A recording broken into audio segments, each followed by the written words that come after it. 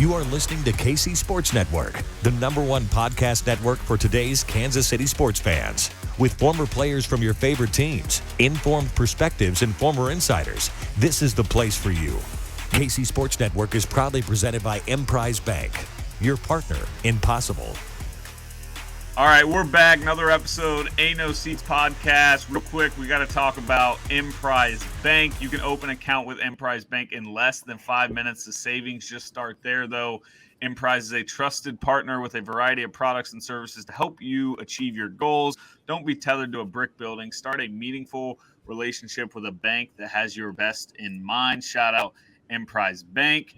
And boys, we also got to talk about DraftKings. It was the first college football weekend where we could legally bet on college football, and it was fun. I had a great weekend. We got to talk about DraftKings. The wait is over. DraftKings Sportsbook, America's top-rated sportsbook app, is officially live in Kansas just in time for football season. That means betting legally on same-game parlays, spreads, money lines, and more anytime and anywhere across Sunflower State.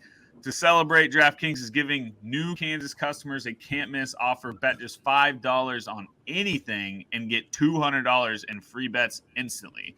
Thursday is almost here. Want more action for opening night kickoff? Everyone can experience the thrill of DraftKings early win promotion. Get up 7, you win. Bet on any pro football team of your choice, and if your team leads by 7 points at any point during the game, you get paid instantly, even if your team loses. So download the DraftKings Sportsbook app now and use promo code KCSN to get $200 in free bets instantly when you place a $5 bet on anything. That's code KCSN only at DraftKings Sportsbook, America's top-rated sportsbook.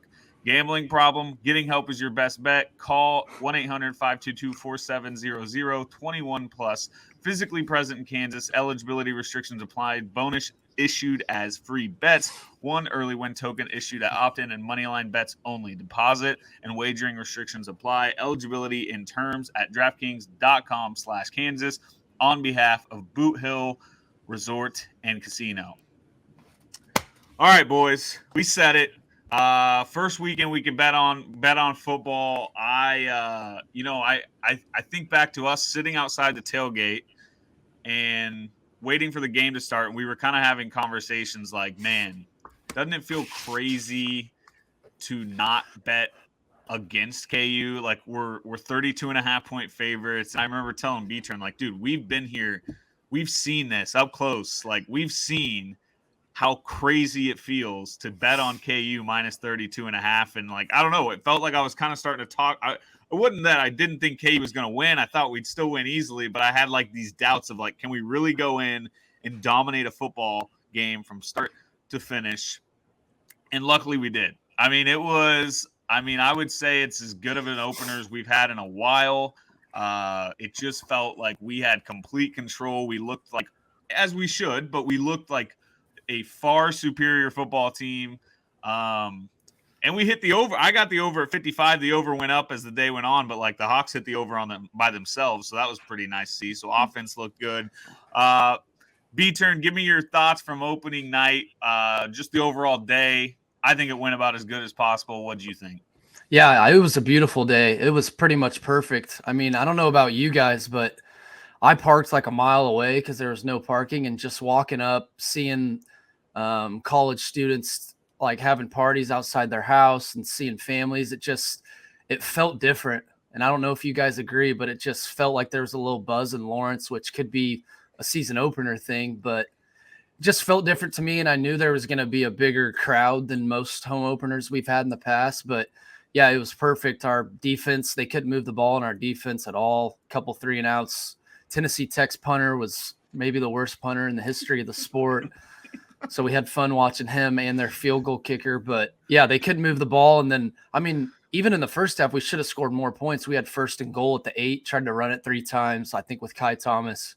Ended up going forward on 4th and goal at the 2. We threw a fade to Lawrence Arnold, which did not like at all. I just don't like giving – you have one option on the entire play on a 4th down. I feel like you got to give time for JD to improvise and make something happen there. But, yeah, we could have scored even more points in the first half. And JD just impressed the hell out of me. I know we all saw that throw he made to Skinner.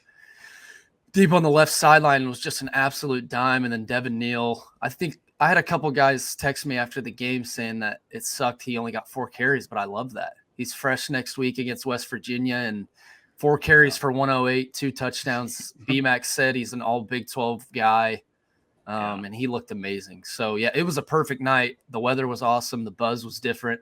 Concessions kind of sucked, which I guess we can talk about.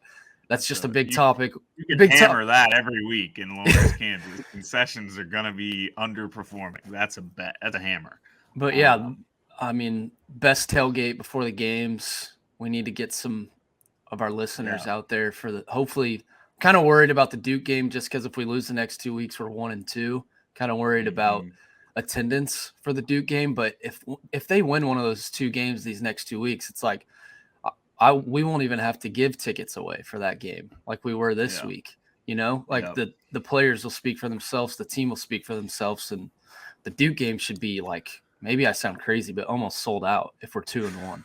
Well, yeah. Let's settle down there, V-Turn. Settle down. But AB, you were there a long time on Friday. You got there a lot earlier than we did.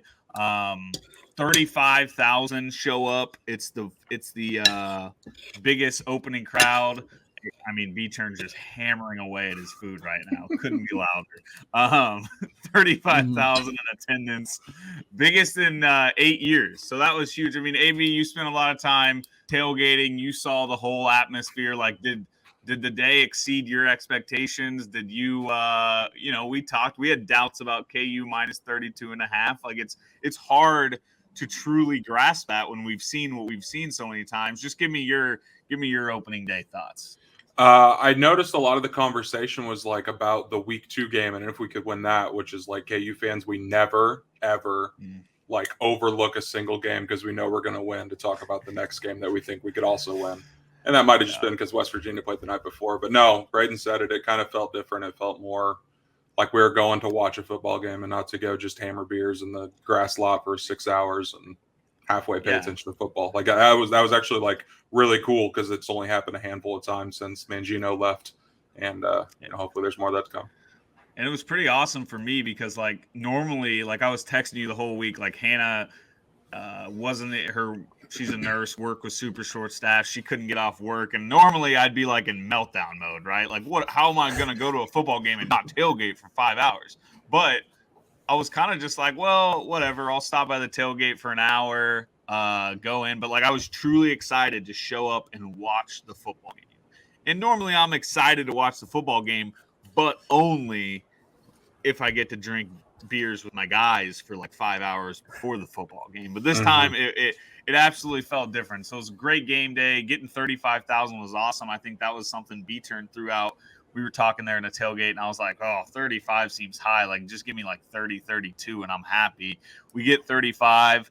That's big time. It shows the fan base is, the Les Miles era, I think there was a lot of buzz just because it's Les Miles. But I also don't think we ever quite saw the like we said this all last year, like progress, show progress, compete in games.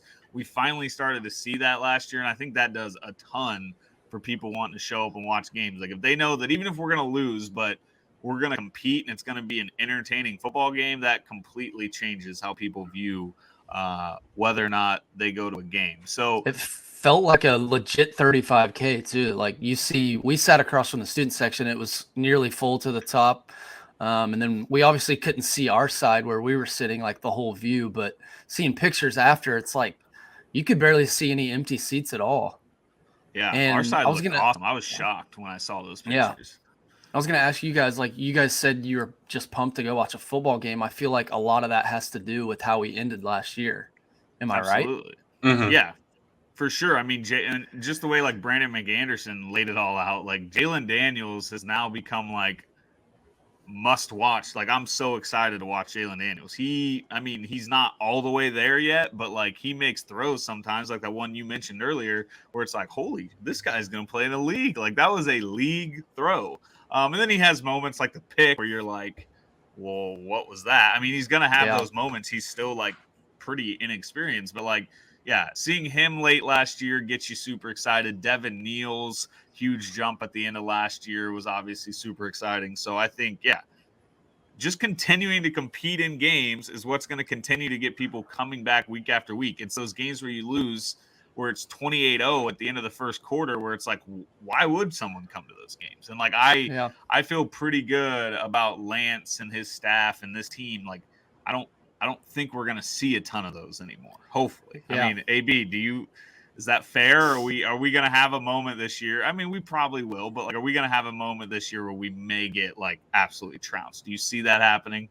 I mean, it's probably going to happen just because it's still KU, but like, it's not a guaranteed to happen at least 3 times a season or probably every single week like we've had before too. So I don't know. Can I mention one thing about the attendance again? Just before we get too far away from that. This is more of like to the people that run the stadium. Can we put like a flag or something on the bleachers behind the field goal club?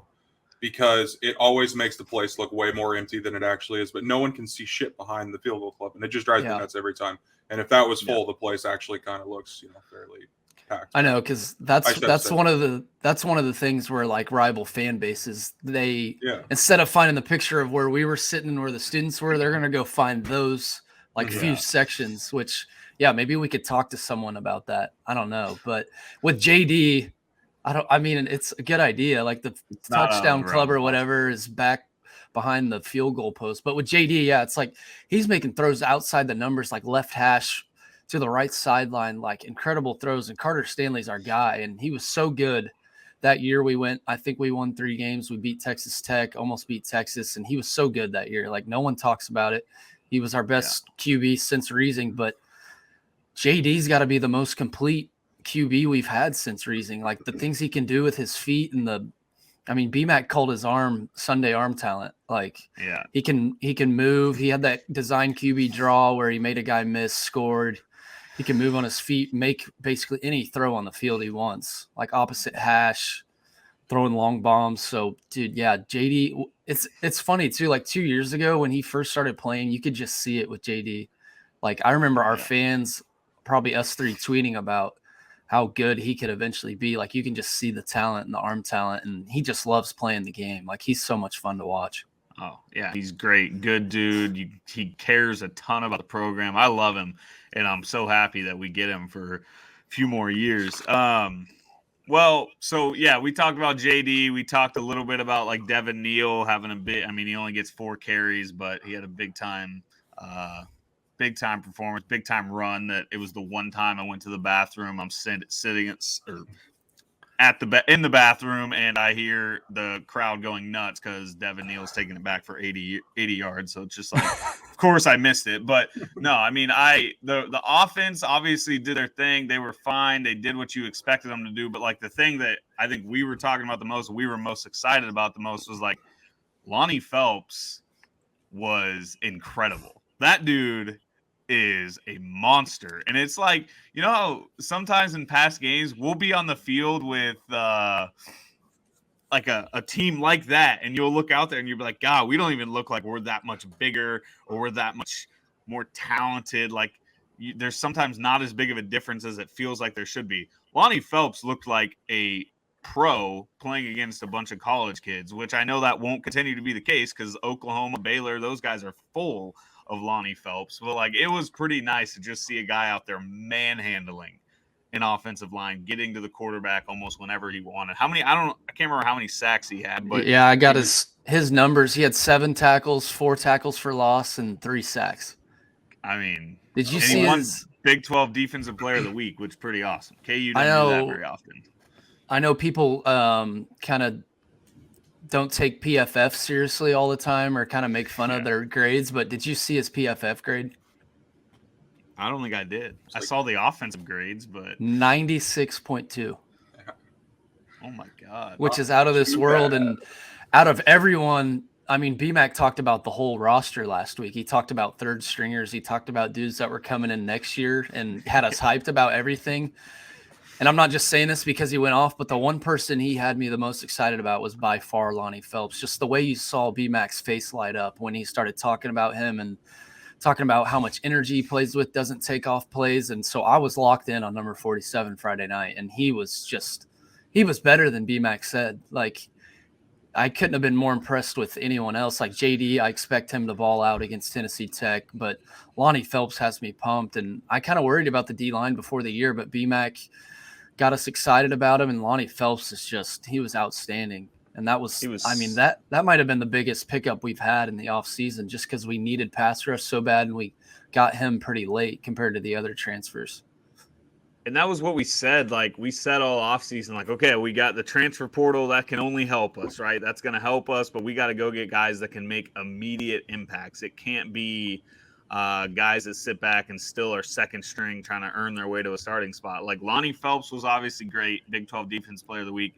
Eric Gilliard, he had 5 tackles, 1 pick. Like, he's another transfer. So my probably biggest takeaway from the game is the fact that it did feel like our transfers are actually going to be impact players. And I know Craig Young, I mean, he was good. He didn't have like a major moment, but I think he was really solid all game. I don't know what his stats were, but he definitely was fine. He was playing good. So it was nice to see the transfers step in and kind of live up. I mean, Lonnie Phelps, in my opinion, went over expectations, but like they just came in and showed that like we actually did. We had needs. We went out, we found guys, and they're filling those needs we needed. And so that got me excited because it feels like we have some talent at positions we necessarily haven't always had a ton of talent. So it feels good. But like I said, it's like how much do we take into how much do we factor into Tennessee Tech? They're so bad. That's the worst team I've seen in my entire life. Like it was, I mean, I'm not even trying to be super disrespectful, but I'm just sitting there laughing on both sides of the ball, special teams. Like the field goal that we returned was the funniest thing I've ever seen. Like the dude, I think we blocked it, but the dude didn't get the ball up in the air at all. And then Jacoby Bryant picks it up, and the way the holder tried to tackle him was so funny. He's just grabbing his jersey from behind, trying to tackle Jacoby Bryant. And he had no route to taking that back, and he just flew by everybody. Like, yeah, Tennessee Tech gets the ball coming out, and they have 3rd and 9, and they run the speed option. And I immediately tried to get on my sports book online, which there was no service in the stadium. Like I immediately tried to get on and take KU because I didn't get any money on them before, but yeah, the play calling was questionable. The special teams was the worst. Their punter punted it to the 20-yard line from the back of the end zone, and it backspun to the 15. But yeah, that was so fun to watch, and I hope I can find Tennessee Tech spreads some weeks. Dude, yeah, they had a punt where they would have been better just running like a halfback draw, like a running back draw up the middle, try to get like 7 yards. Like it was so funny but that was also the nice part. Like to get serious again, it's normally KU doing those things, right? Like we're the ones getting our field goal blocked and it's not even close. Like the guy's there before a guy can even basically kick the ball. Or we're the guys whose punt goes 17 yards, flies out of bounds, and we're just sitting there in this stadium looking at each other like, what is wrong? Like that's been the most frustrating part about KU football the past 10 years is like we're not only just bad, we're doing things that like D2 football programs don't do. Like we've done things like I saw the Montel Cozart spike or fumbled spike the other day. Like it. Oh my God. To think that, I mean, to see a KU football team the other night that was the one, forcing the other team to make mistakes. We were the one far more composed. We were the team that was better prepared. We had a great game plan. We just looked like a legitimate, I'm not saying a good Big 12 football team, but we looked like you could say we belong in the Big 12. Whereas I don't think in a while it's felt like that. So it was nice to just see to sit there and be able to laugh at Tennessee Tech and be like, my goodness, this team stinks. Because normally it's us looking at each other being like, holy smokes, we stink. And so, I mean, you still got to take care of business and execute. And we did basically all night. Like I said, we scored 56 points. Could have been 63. We turned it over on downs inside the 3 or 2 yard line or whatever. But yeah, you still got to take care of business and execute. Like we played Southeast Missouri a few years ago and we were up like 30. And SEMO ended up scoring 28 in the fourth quarter to make it a game. It's like we were big favorites then, and we made it interesting against SEMO. But it's like I don't know, K-State fans are kind of giving us shit for getting this excited about the team. It's like, dude, we haven't had shit to be excited about in over a decade. It's like, what do you expect? We don't ever blow teams out, and we only win a couple games a year. Like, just keeping it real. We're going to get excited about, especially the way we ended last year. Like, we just had a ton of momentum, and Leipold finally had a full off season. So I think there's plenty of reason to be excited. And even next week, I know it's 12-point spread, which – yeah, that would probably tell you we're going to lose. But like Ryan said last week, it's like that's a respectable spread for KU, and it should at least be a contest and not a blowout. Like mostly we're 20-point dogs on the road against a Big 12 team. Yeah. All right. Yeah, let's talk Westfall because I don't know. I don't have a ton more on Tennessee Tech. I think it's just kind of self-explanatory. I mean, we looked fine. We looked good. We did what we needed to do. I want to talk Westfall because V-Turn, I mean, you keep saying it. You're like, can you imagine if we win this game, like what that can do to the excitement of this program? And I don't think it's fair to necessarily say, hey, let's go win this game. But DraftKings has it, KU plus 13. Westfall is coming off a loss. I think we've joked all summer it's a letdown game. I don't know if it still is now because you really don't want to be 0-2 heading into Big 12 play for them or whenever. Or I guess they're technically in Big 12 play. But I don't know. AB, where are you at on the line? You know, minus 13 Westfall. I don't know. I thought it was kind of I know Westfall lost Thursday, but like I thought it was kind of impressive. They went into Pitt. That atmosphere was awesome. It was like the biggest crowd in Pitt football history. And Westfall, I know they had some hilarious like meltdowns, but like they also could have easily won that game. So I don't know. Where do you feel? How are you feeling about the spread? Not necessarily can we win or not, but like, do you think we're in this game in the fourth quarter? Oh, that's so hard. I think so, but that's just me being optimistic. I just don't know how much I can take from Friday night. But yeah, I don't know. If it gets over 2 touchdowns, I think you have to take it. But at 13, it's kind of like, I mean, they could win 38-24, and we hung with it even in the fourth quarter and couldn't do shit. So, can we clip AB saying, it's so hard? No. Yeah, we should. Why not? Before I get into Westfall, I want to ask you guys a question. Say we do beat Westfall, are you guys going to get your hopes all the way up for the Houston game? Like, I could just see us being insanely confident, being like, holy shit, we can go into Houston and maybe win. Houston almost lost this last weekend, and then they got to go to Texas Tech next weekend. They're an underdog right now. So it's like there's a good chance that they don't look great for 2 weeks, and we look pretty good for the first 2 weeks and absolutely talk ourselves into it. And also, yeah, go ahead, Rye. I want you to answer that. I was just going to say, like, I mean, Houston, all of a sudden, like I asked this to AB on Saturday. I was like, is Houston all of a sudden more winnable than Westfall? Like, I know we circled Westfall all year because they were kind of a Big 12 team that looked down, and Houston, their preseason ranked, you know, they looked really good last year. It's like but now, I mean, I know UTSA is good. Like, UTSA is no bad program. It was a road game. That crowd was electric inside that dome or whatever. But I don't know. I all of a sudden, as I watched that game, and Houston ended up winning, but like I watched that game and was like, wait, maybe we're circling the wrong game here. Like, maybe we lose to Westfall. That's fine. But then we go and we beat Houston, and then it's the Duke game where it's like it's must win. That crowd needs to be 40K plus, and we need to be absolutely hyped for that Duke game. If you can win, if you can lose to Westfall, beat Houston, then that's where you're at. I don't know. I don't think neither of them will likely happen, but I do feel like this team proved that I think we're going to compete in these games. Maybe we get blown out in one and we compete in the other, which I'd probably take that. I don't know. I guess, would you guys take that? If I say we lose to Westfall by 3, but we lose to Houston by 30, it's almost worse to lose in a close game too.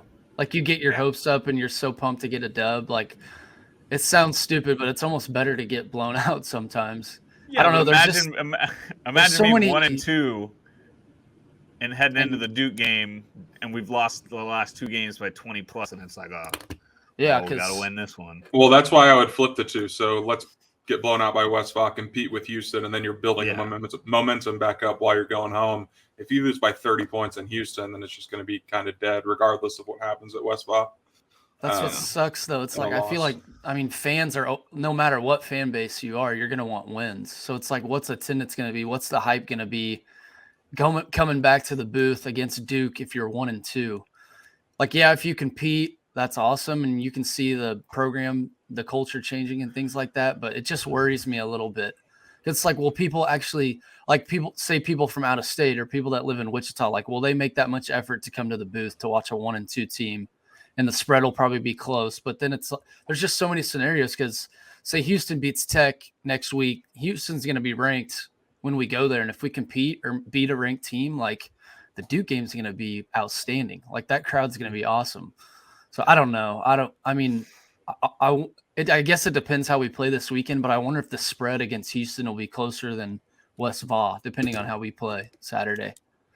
Just because if you said they're a dog against Tech, and I think Tech, they might have lost their starting QB on Saturday. I don't know if that's for sure. He's out for at least 2 weeks, I think I saw. So that's kind of crazy that they're a dog against Tech, which Tech seems like a team that's near the bottom of the Big 12 and a team that could be a close spread when we play them. So I'm wondering if Tech, because there's another book that has +16 at West Vol this week, and I wonder if the KU Houston spread would be closer, like a little around 12 or something like that.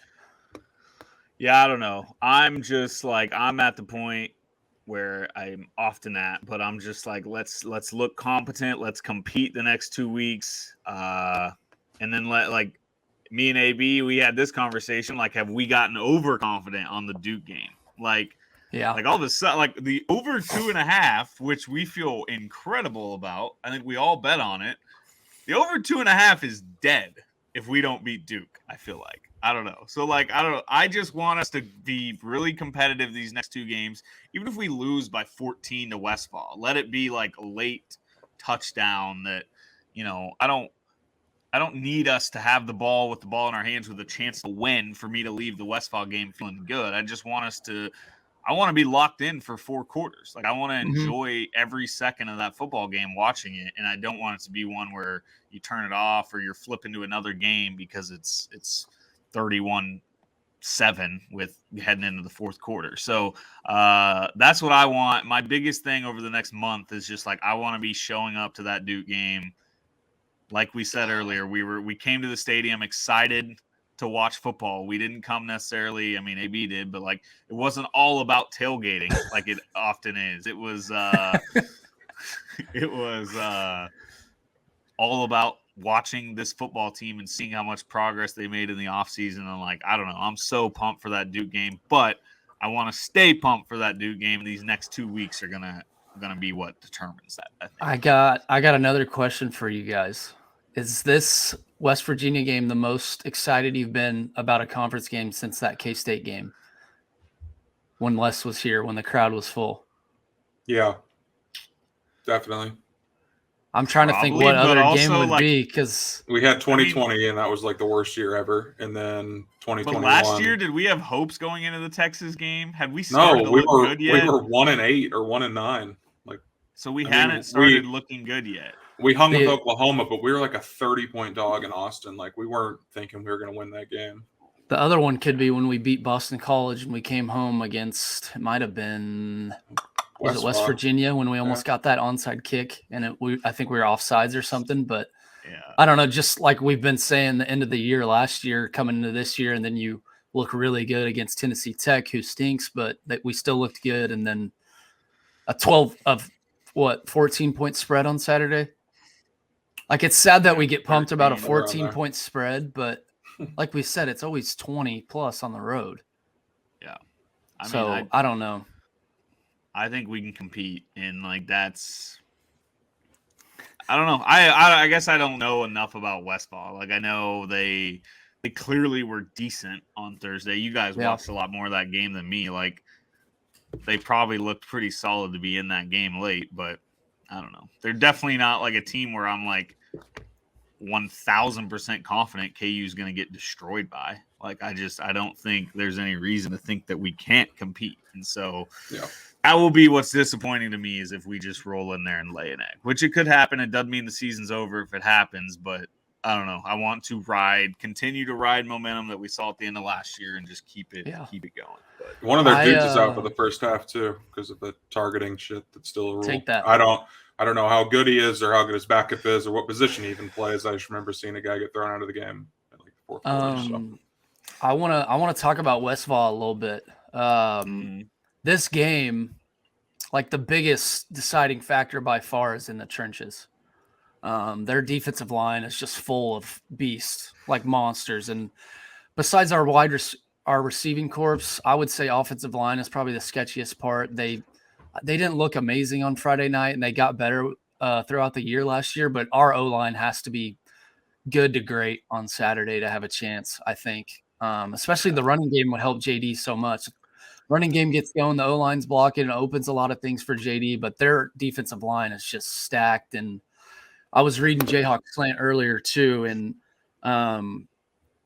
JT Daniels, the transfer from Georgia, the starting QB for West Virginia, he had an 85 PFF grade with a clean pocket.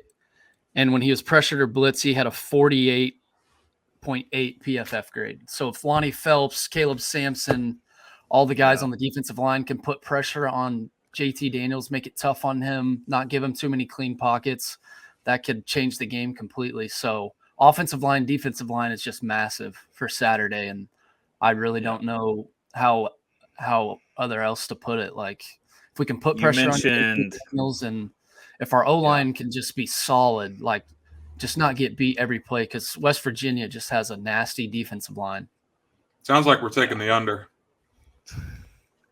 Yeah, I think if we want us to compete, I think the under's definitely got to be the play, because I don't know.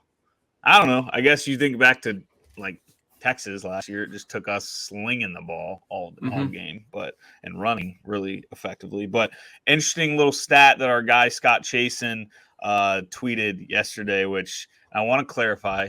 He said he was just having some fun with stats, and we are also having fun. We're not going to overreact, boys. We're not going to overreact. But Heisman. After one game, Jalon Daniels ranks number 3 in the nation in ESPN's QBR, right ahead of Alabama's Bryce Young. He sucks. I mean, talk about saying Heisman, but I'm not 2 folks that'll be in New York in December. Dude, and then just the potential of our offense has me so pumped too. Because like you see that running back room, and it's not a joke at all. I think Kai Thomas had me a little worried Friday night. He just didn't look crazy explosive. But you got Devin Neal, who went for four carries for 108. Savion had 8 for 70. Highshaw 5 for 56. Devin Neal had 2 touchdowns. Savion scored. Highshaw scored. And that running back room is just so good. Like how Devin about us Neal rolling out with 3 of them lined up to start the game. That was pretty funny.